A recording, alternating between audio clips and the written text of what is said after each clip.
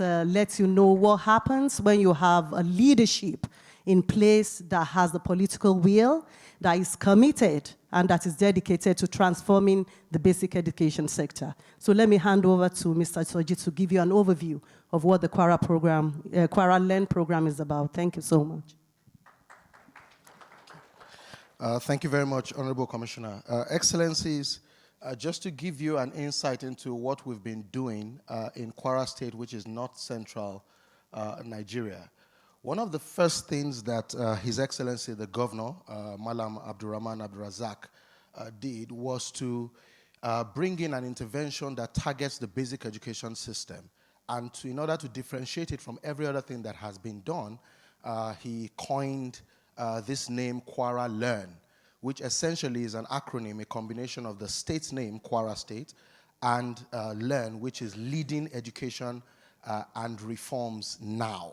Essentially to let the state know, and indeed the country, that this was not business as usual, but actually a targeted intervention to solve a learning challenge that was in the state.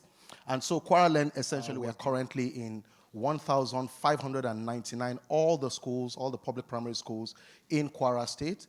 And this team, we are serving, all over 185,000 pupils there.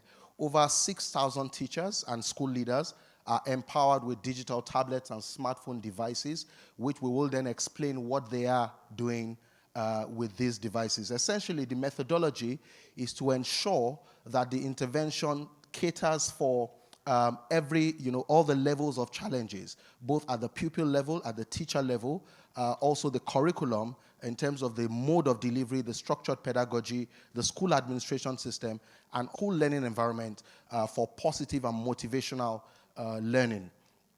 What has been done in Kwara so far? What we are doing there essentially is to leverage the science of learning, combine understanding that children now have to be taught at their level versus whatever grade they may be in, coming in and now serving, as I said, 185,000 pupils across all the schools. In the first 43 weeks of the intervention, we saw improvements.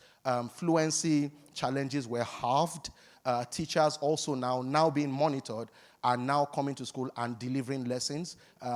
Teacher absenteeism was a main issue, and that crashed by almost 85%. There's so much to speak about here, but I think I would like to leave you with this as I then hand over to Professor to also share his own perspectives. If Kwara were to be compared, across World Bank classifications to a country, before KwaraLEARN, it was probably performing at the level of a low-income country.